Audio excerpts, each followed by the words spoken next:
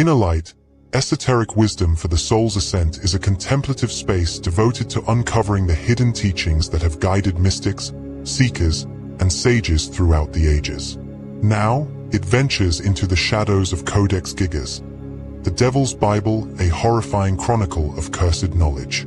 There exist books whose very presence seems to distort the world around them. Books that attract darkness as a wound draws flies, whose pages reverberate with the whispers of the damned. The Codex Gigas, known to trembling believers and irreverent inquirers alike as the Devil's Bible, is such a tome. It stands as a monument to dread, a sepulchre of lost knowledge, and a living curse that has endured across centuries. Within the gloom cast by its monstrous form, faith falters, reason recoils, and the divide between salvation and damnation grows as thin as parchment. This is the tale of the Codex Gigas, its unholy origins, the curse entwined with its history, the forbidden wisdom etched upon its pages, its kinship with other grimoires that have doomed their readers, and the spectral lament of Josephus, whose histories seep through the very flesh of the book itself. Should you choose to journey through its haunted pages, steel yourself, for this is no mere exploration. It is an invocation, a summoning, and, perhaps, a warning. The Monastery and the Pact, birth of a monstrous tome. In the earliest years of the 13th century, when the forests of Bohemia were thick with superstition and the cry of wolves intermingled with the tolling of monastic bells, the Benedictine monastery of Podlasis stood as a beacon of faith and a bulwark against the night. However, even within its stone walls, the forces of damnation could not be kept out.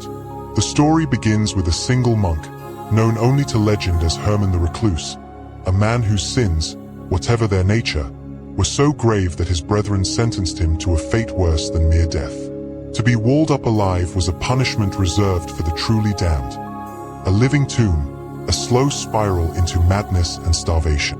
The monastery, built to shelter souls, became Herman's crypt. Yet as the mortar dried and darkness pressed upon him, Herman refused to surrender to oblivion. In a desperate gambit, he struck a bargain with the abbot. He would create, in a single, unbroken night, a book so magnificent, so comprehensive, that it would glorify Podlasis for all eternity and redeem his soul. The abbot, perhaps already touched by the madness that would stain the codex forever, agreed. Thus began Herman's work, a task so vast and impossible that even the most gifted scribe would balk. As the hours drained away and his candle guttered, Herman's heart filled with terror and despair. In that moment, as legend has it, he turned his back on God and whispered a prayer to the devil. The shadows grew thicker, and the air chilled. The devil appeared, his form twisting the darkness, and Herman, in exchange for his immortal soul, received the supernatural aid required. By morning, the Codex Gigas lay complete. Bound in leather, its pages were said to be fashioned from the skins of more than 160 animals, its calligraphy eerily flawless and uniform, its illustrations both magnificent and horrifying. Thus the Devil's Bible was born, a tome so enormous that, centuries later, it would nearly kill a man when thrown from a burning window. A book whose very existence challenged the limits of human skill and the bounds of mortal reason. From that night onward, the Codex Gigas would be haunted not only by the legend of its creation, but by the curse woven through its every page, a curse born of desperation, blasphemy, and the touch of the devil himself. Survival amidst ruin, the curse in motion. The curse of the Codex Gigas did not remain confined to the pages of legend. It manifested in the world, leaving behind a trail of disaster and despair that endures to this day. The monastery of Podlasis, cradle of the Devil's Bible, would soon be destroyed, its walls toppled, its stones scattered, its name erased from the maps of the living. Some whispered that the hand of God had struck down the monastery to punish its pride. Others, more fearful, murmured that the devil had claimed his due. Yet the codex survived. Fire and sword could not touch it. It passed into the hands of the Cistercian Sedlec Abbey, a place destined to become infamous for the Sedlec Ossuary, a chapel decorated with the bones of thousands. Here, the curse deepened. The Black Death swept through Bohemia, a tide of pestilence and horror that left half the population rotting in shallow graves. The monks, overwhelmed by the endless procession of corpses, began to construct a monument to death itself. Chandeliers of ribs and skulls, walls of femurs, pyramids of bones. Some said the Codex demanded such tribute, that the Chapel of Bones was a reflection of the book's own monstrous construction. From Sedlec, the Codex traveled to Chemnitz Monastery in Prague, where it lay in uneasy silence for nearly 3 centuries. Yet its curse did not sleep. Holy Roman Emperor Rudolf II, lured by the Codex's reputation for forbidden power, claimed the Devil's Bible for his own collection. Rudolf, obsessed with alchemy, astrology, and the occult, surrounded himself with magicians and charlatans. His court became a den of whispers and shadows, and his empire fell into chaos. Plagues, revolts, and war tore it apart. Rudolf himself died in disgrace, his crown stolen by his own brother, his final words a bitter lament, "I gave you knowledge, and you gave me betrayal." After Rudolf's death, Bohemia erupted in the fires of the 30 Years' War. Swedish soldiers, led by General Hans Christoph von Königsmark, stormed Prague and seized the Codex as war booty. Queen Christina of Sweden, herself a lover of books and the occult, took the Devil's Bible into her personal library. But the curse followed her. Christina abdicated her throne, converted to Catholicism, and died in exile, her life unraveled by the book's shadow. In 1697, the Royal Library of Stockholm was consumed by fire. Thousands of books vanished in the flames, but the Codex Gigas survived once more. Thrown from a window to escape destruction, its pages were singed but intact. No disaster seemed able to destroy it, and its legend grew ever darker. The catalogue of horror, what lurks within. To open the Codex Gigas is to invite horror into the soul. Its 320 vellum leaves contain not only the entirety of medieval Christian thought, but a monstrous compendium of history, science, and forbidden magic. The Old and New Testaments, written in Latin, anchor the manuscript, offering the illusion of sanctity. Yet the presence of holy texts does little to dispel the gloom that pervades the Codex. The etymologies of Isidore of Seville, sprawling and encyclopedic, offer knowledge of both the natural and supernatural worlds. Medicine, astronomy, the signs of the zodiac, the mysteries of fate. The medical texts, such as Ars Medicina, propose remedies for fever and disease, yet are interlaced with prayers and rituals that blur the line between science and sorcery. Each recipe is a challenge to the boundaries of reason, a reminder that even healing can serve as a gateway to the abyss. The Chronica Bohemorum, a history of Bohemia, recounts the rise and fall of saints and sinners, kings and martyrs. Its calendar, seemingly benign, maps the cycles of the moon and stars, aligning human destiny with the cosmic rhythms that were, in medieval belief, the true governors of fortune and doom. Most chilling are the sections devoted to magic, exorcism, and necromancy. The Codex Gigas does not merely record the rites of the Church. It details rituals for summoning and binding spirits, exorcisms to battle the legions of hell, and formulae that echo the forbidden arts found in other grimoires. The science of letters, numbers, and geometric patterns is harnessed to call forth powers from the abyss. The rituals are described in a language of service and healing, yet beneath these words lies the unmistakable invocation of forces best left undisturbed. And then, on page 290, horror is made flesh. The full-page portrait of the devil is a vision of blasphemy, a monstrous figure with taloned hands, forked tongues, and a face twisted in malevolent glee. He crouches between towers, his eyes glowing with infernal knowledge, his presence a challenge to all who seek wisdom within the Codex. Opposite this image is the heavenly city, its towers rising in symmetry, offering a fleeting glimpse of hope amid the infernal. Every reader who lingers too long upon these pages finds themselves changed. The Codex Gigas is not content to be studied. It demands a price, exacts a toll, and leaves behind a residue of dread. The Grimoire's Brotherhood of Darkness. Though the Codex Gigas is unique in its scale and ambition, it is not alone in its shadowed lineage. It belongs to a brotherhood of grimoires, forbidden books that have tempted and damned their readers for centuries. The Key of Solomon, the Lesser Key of Solomon, the Sworn Book of Honorius, the Book of Abramelin, and the Shams al-Ma'arif, among others. The similarities between these grimoires are uncanny, and they are not accidental. The Key of Solomon, written in the language of kings and angels, describes rituals for summoning and commanding spirits, constructing magical pentacles, and invoking the names of God and demons alike. It is a manual for the manipulation of supernatural power, its instructions both precise and perilous.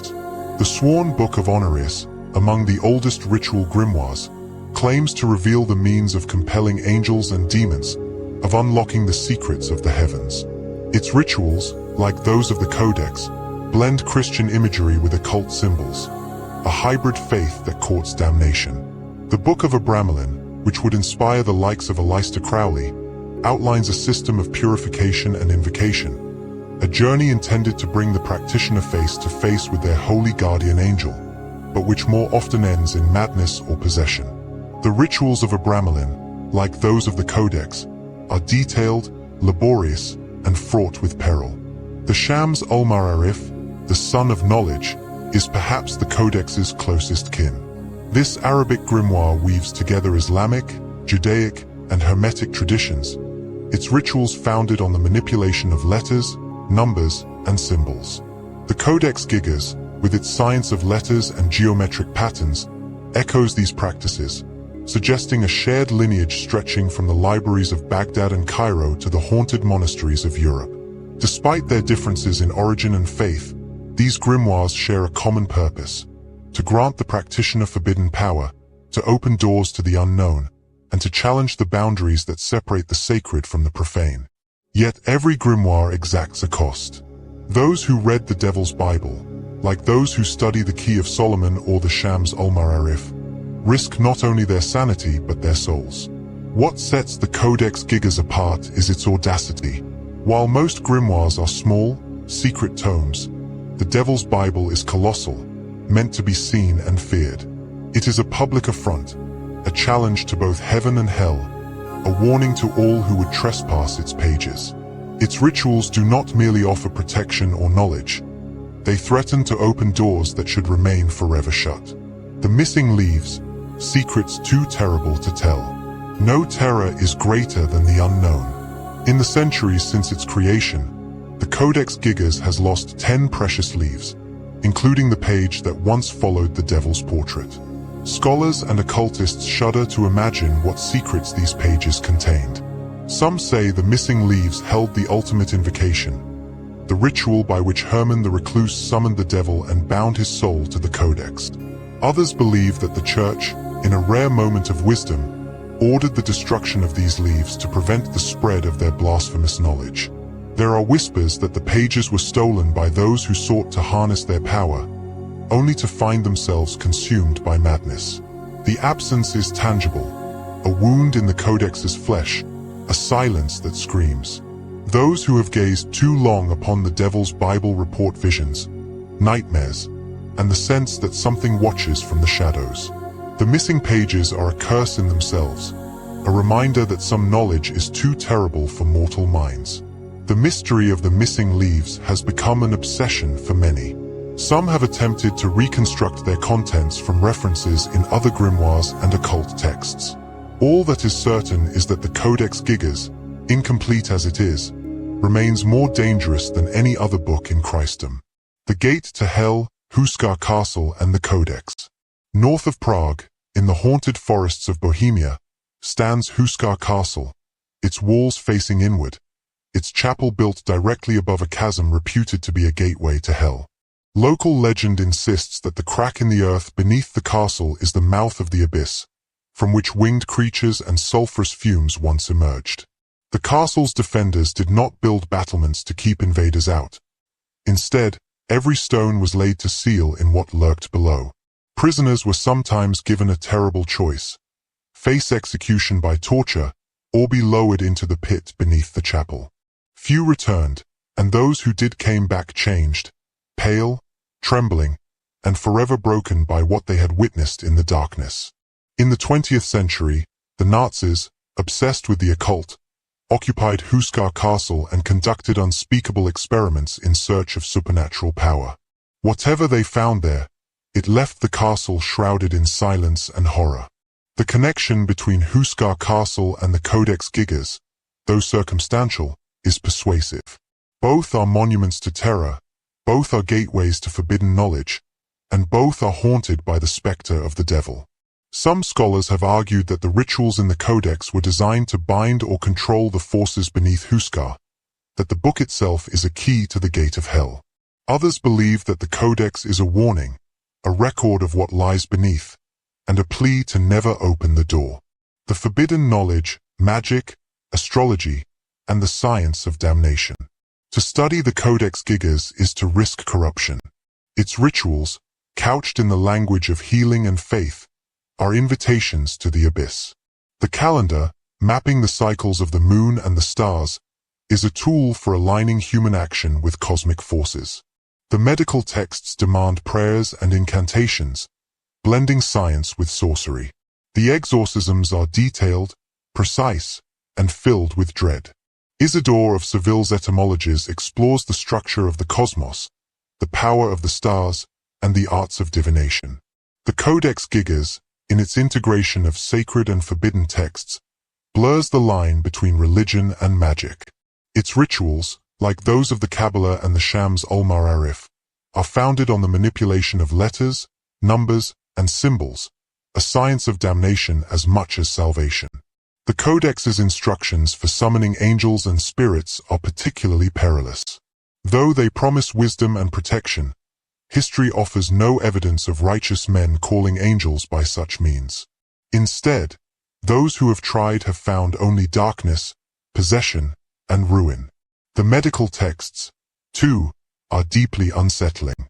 Remedies for fever and disease are paired with prayers and ritual instructions, suggesting that every sickness hides a spiritual threat. Herbs and minerals alone are never enough. Only by invoking the power of unseen forces can healing be achieved.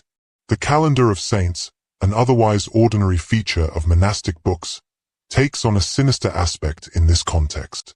Saints' days are linked to lunar cycles, weather, agriculture, and fortune, blending Christian observance with folk magic and astrology. Every page of the Codex Gigas is a challenge to the boundaries of faith and reason.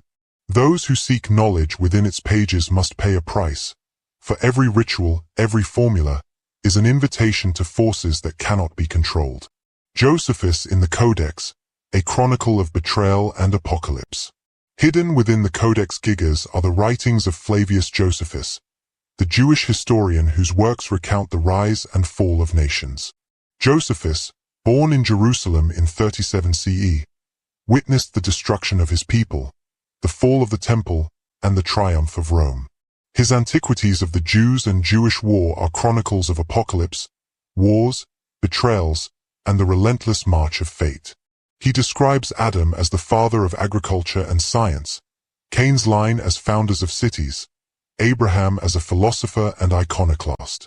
Moses is painted as a prophet, a lawgiver, and a general, leading his people through miracles and catastrophe. Josephus's accounts of John the Baptist and Jesus are filled with horror. John is a righteous man, murdered by Herod out of fear. Jesus is a miracle worker, crucified for his teachings, his followers hunted and despised. The Testimonium Flavianum, the passage in which Josephus refers to Jesus as the Christ, is controversial, suspected of later Christian interpolation, yet preserved in the Devil's Bible as a warning. The inclusion of Josephus in the Codex is no accident. His histories are a mirror to the Codex's own legend, a tale of hubris, betrayal, and the inevitable descent into darkness. In the Devil's Bible, the fate of the Jews becomes a universal warning. To seek forbidden knowledge is to court annihilation. The Codex in modern times, the curse endures and multiplies. In the age of enlightenment and reason, one might expect the shadows clinging to the Codex Gigas to fade. Yet, even as modern science probes the mysteries of the universe, the Devil's Bible remains a source of dread and fascination. Its reputation, forged in centuries of disaster and legend, refuses to be exorcised. The Codex Gigas now rests in the National Library of Sweden, entombed behind glass, its massive bulk rarely disturbed. It is treated with the reverence reserved for artifacts too dangerous to touch, too precious to destroy. Visitors flock from distant lands to gaze upon its pages, some drawn by curiosity, others by an inexplicable compulsion, an echo of the curse that has haunted the book since its inception. Access is strictly limited. No one is allowed to linger for long. The curators report strange occurrences. Lights flickering, shadows moving, a palpable chill in the air whenever the Devil's Bible is brought out. Some claim to have seen the Devil's image shift and writhe beneath the glass, as if eager to escape. Scholars who study the Codex speak of nightmares, obsessions, and a sense of impending doom. The missing leaves are a constant source of speculation.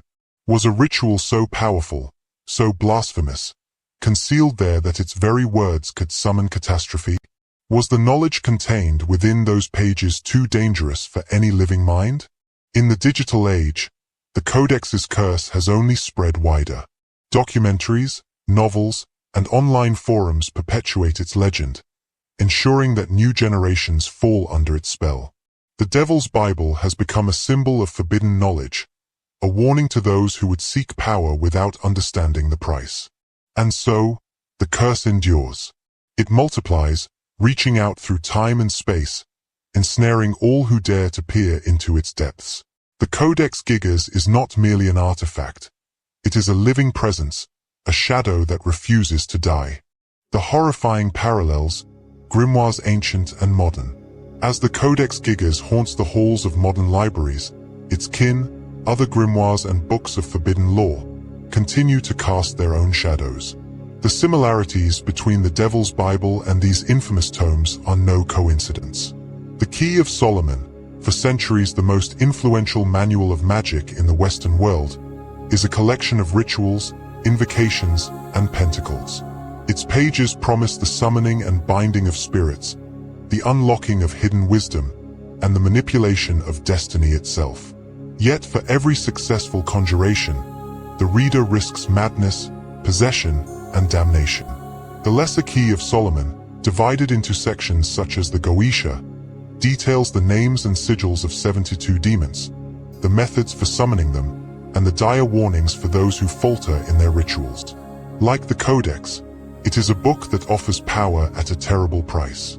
The Sworn Book of Honorius, a medieval grimoire steeped in Christian and magical symbolism, purports to reveal the secrets of heaven and hell. Its rituals, dense and labyrinthine, echo the complexity found in the Codex Gigas. Both books walk a razor's edge between sanctity and heresy, their authors forever poised between salvation and ruin.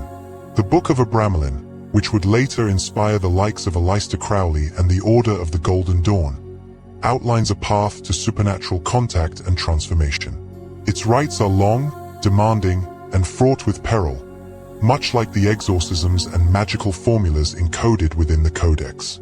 The Shams ul-Ma'arif, an Arabic grimoire blending Islamic, Judaic, and Hermetic traditions, is perhaps the Codex's closest cousin.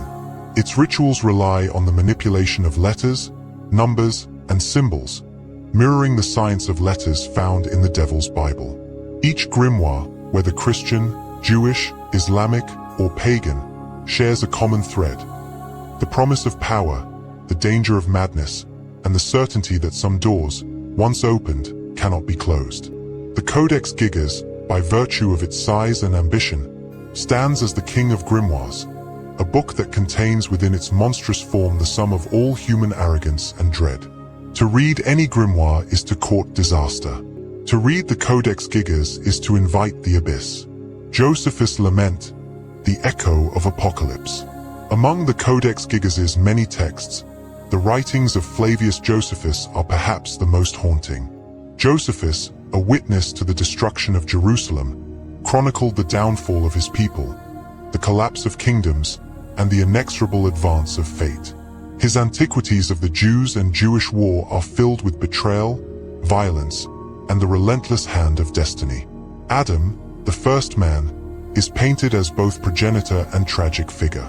Cain's descendants build cities, but their works are doomed to crumble. Abraham, the philosopher, rejects idolatry only to face endless trials. Moses, both prophet and general, leads his people through miracles and catastrophe, yet they remain forever on the brink of annihilation. The construction of the temple, the reigns of Saul, David, and Solomon, the division of the kingdom, each achievement is followed by disaster. The specter of doom hangs over every page. Josephus's accounts of John the Baptist and Jesus are especially chilling. John, the righteous man, is murdered out of fear. Jesus, the miracle worker, is crucified, his followers hunted and despised. The Testimonium Flavianum, in which Josephus refers to Jesus as the Christ, is a passage that has been debated, interpolated, and feared. In the Devil's Bible, it stands as a dire warning. Those who seek to change the world are often destroyed by it. The inclusion of Josephus in the Codex is no accident. His histories are a mirror to the book's own legend, a tale of hubris, betrayal, and the descent into darkness. In the Devil's Bible, the fate of the Jews becomes a universal warning. To reach for forbidden knowledge is to invite catastrophe. The echo of Josephus's lament carries through the centuries.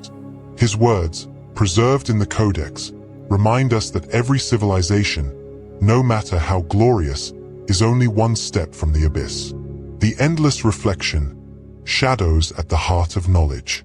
As we reach the end of our journey through the Codex Gigas, we find ourselves staring into a mirror darkly. The Devil's Bible is not merely a book, it is a reflection of the human condition, a record of ambition, terror, and self-destruction. Its creation is a tale of desperation and blasphemy. Its contents are a catalogue of horror and hope.